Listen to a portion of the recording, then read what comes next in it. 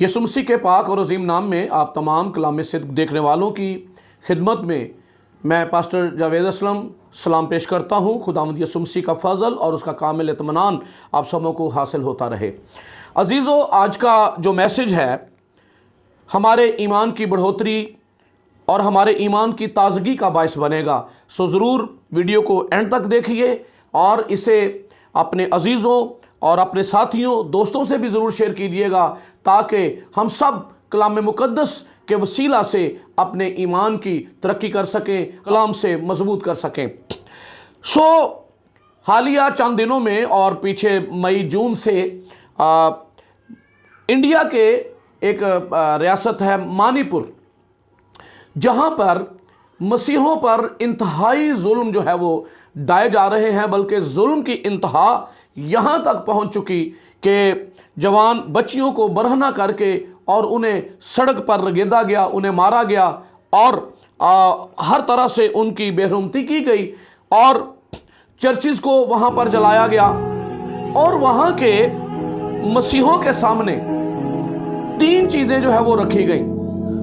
Number 1, या तो मज़हब तब्दील कर लो, यानी मसीहत को छोड़ दो, मसीह का इनकार कर दो। नंबर 2, या ये इलाका, ये गांव जो है वो छोड़कर यहां से चले जाओ। और नंबर 3, अगर ऐसा नहीं तो फिर संगीन नताइज भुगतने के लिए तैयार हो जाओ।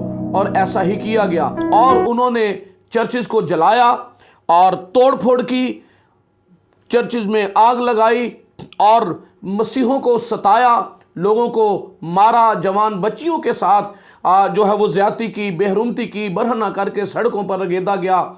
जवान लड़कों के साथ जो है वो गाड़ियों के पीछे बांधा गया और उन्हें खींचा गया।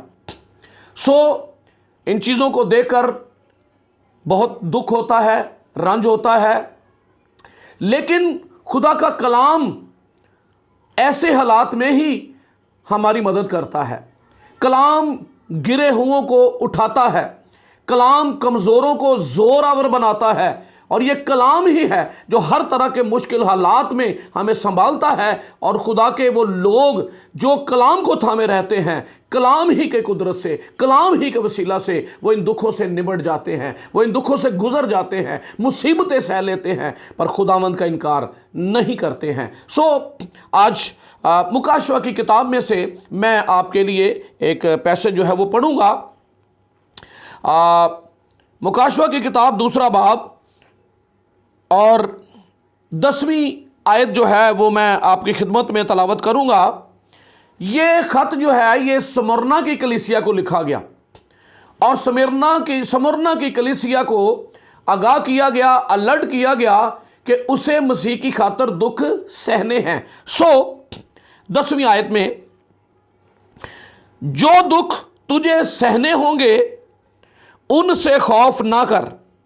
देखो, इब्लीस तुम में से बाज को कैद में डालने को है ताकि तुम्हारी आजमाइश हो और 10 दिन तक मुसीबत उठाओगे।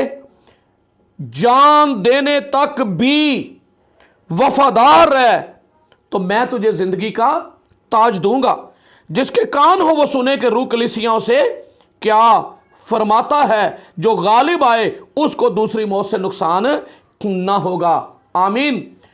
खुदा का कलाम, ये खत जो है ये उस वक्त स्मुरना की कलीसिया को लिखा गया, लेकिन बाइबल मुकद्दस में इसका होना इस बात का सबूत है कि ये हर आने वाले ज़माना के लोगों के लिए, हर कलीसिया के लिए, जब तक कलीसिया ज़मीन पर है और हमारा खुदावंद आ नहीं जाता उस वक्त तक की कलीसिया के लिए पैगाम है कि मसीह की खातिर आपको दुख सहने होंगे। कलाम मुकद्दस में लिखा है, यीशु मसीह ने फरमाया, दुनिया तुमसे इसलिए अदावत रखती है क्योंकि उससे पहले मुझसे भी अदावत रखी थी। इसीलिए दुनिया तुमसे अदावत रखती है क्योंकि तुम मेरे नाम से कहलाते हो, तुम मेरे नाम से जाने जाते हो। तो दुनिया ने मुझे भी सताया था और इसलिए दुनिया तुम्हें भी मेरे नाम के सबब से सताएगी। इसलिए इस कलीसिया को कहा गया, जो दुख तुझे सहने होंगे उनसे दरेग ना कर। ऐसे हालात में हर एक मसीही के लिए, ये सिर्फ मानीपुर की कलीसिया के लिए नहीं है, ये कलीसिया पाकिस्तान के लिए है, ये कलीसिया इंडिया के लिए है, ये तमाम आलमगीर कलीसिया के लिए पैगाम है कि हर एक मसीही से, हर एक उसके पैरोकार से, हर एक बिलीवर से खुदावंद कहता है कि तुझे मेरी खातिर दुख सहने होंगे।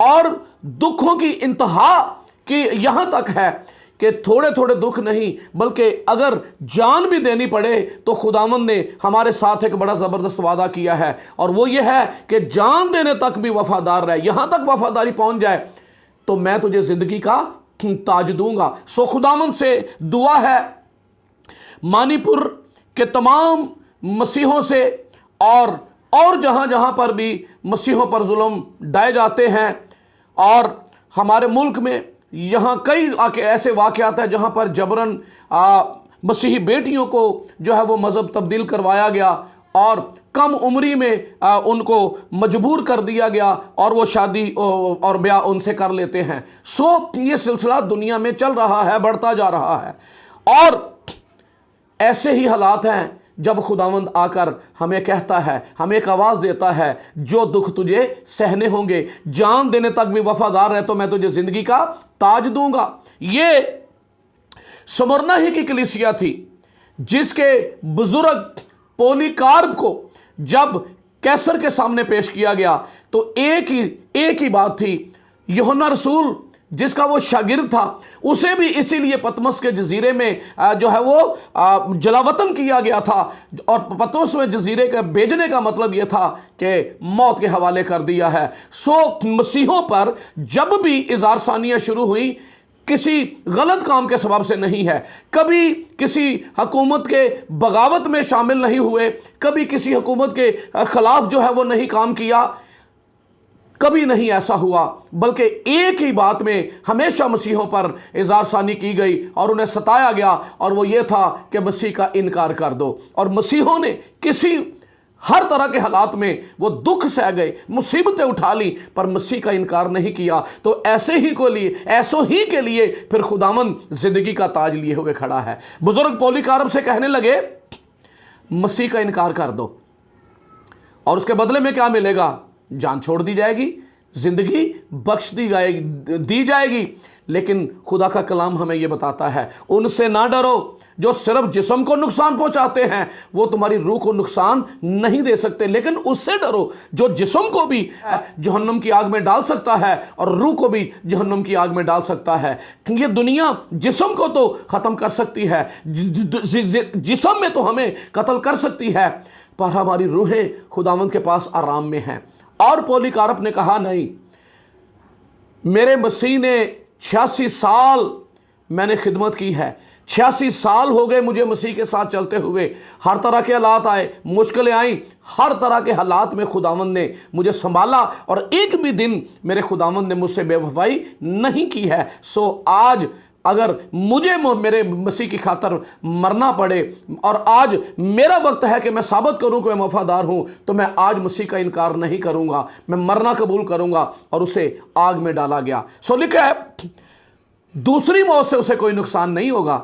इसका मतलब है कि जो मारा जाता है इस दुनिया में, शहीद किया जाता है, ये मौत तो शहीद ना भी किया जाए तो हर एक पर आती है, ये ईमानदारों पर भी आती है और गुनाहगारों पर भी आती है। लेकिन दूसरी मौत क्या है? दूसरी मौत के बारे में लिखा हुआ है कि वो आग और गंधक की झील है जिसमें डाला जाएगा। सो वो दूसरी मौत है, और ऐसों के लिए लिखा है कि उन पर दूसरी मौत का कोई इख्तियार नहीं होगा। सो खुदा के लोग, स्टीफनस शहीद कलीसिया का पहला शहीद है, जिसे पत्थर मारे जा रहे हैं, जिसे संसार किया जा रहा है, लेकिन उसकी आंखें कहां पर जा लगी हैं? उसकी आंखें अपने मसीह पर लगी हुई हैं। उसके लिए वो रूहुल कुद्स से भर गया और आसमान उसके लिए खुल गया, और वो देखता है अपने मसीह को। उसकी हमारी आंखें जो हैं ये महदूद एक हद तक देख सकती हैं, पर जब हमारे रूहानी आंखें खुल जाती हैं तो फिर हम आसमान को खुला और मसीह को देख सकते हैं। सो स्टीफनस ने अपने खुदावंद को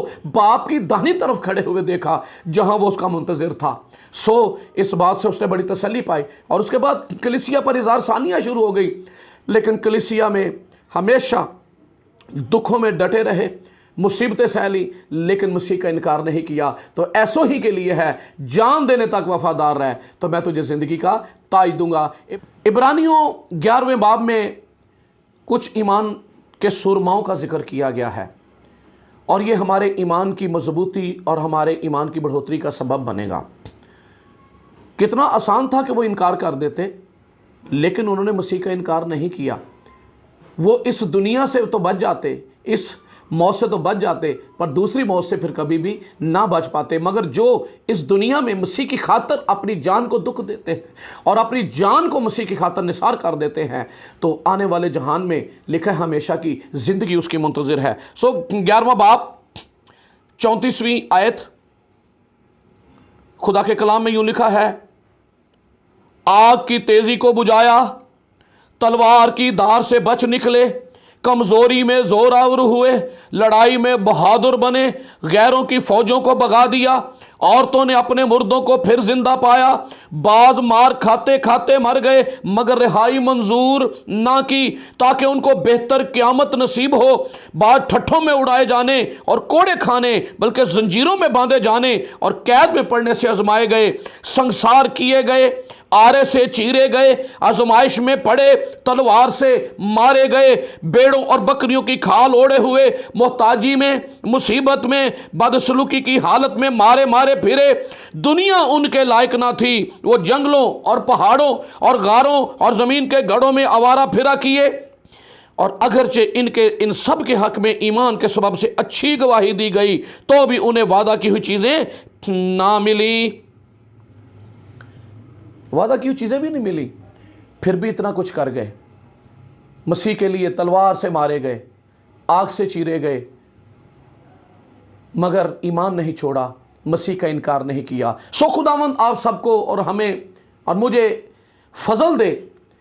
मुश्किल हालात ऐसा नहीं कि नहीं आएंगे, ऐसा नहीं आएंगे, आएंगे मसीह की खातर। मसीह ने पहले से फरमाया है। सो ऐसे हालात में हमें तैयार रहना है। कोई अपने ईमान में कमज़ोर ना हो जाए, कोई ऐसे हालात में अपने मसीह का इनकार ना कर बैठे। सो दुआ ये है, आप सब और हम सब मिलकर अपने उन भाइयों और उन बहनों के लिए, मणिपुर के मसीहों के लिए और दुनिया भर में जहाँ जहाँ सताए जाते हैं उनके लिए ज़रूर दुआ करें, ताकि खुदावंद ऐसे हालात में अपने लोगों को संभाले और ईमान की मजबूती अता करे और वो इन हालात में कायम रहे, ताकि ज़िंदगी का ताज हासिल करने वाले हों। खुदावंद आपका बरकत दे। आमीन।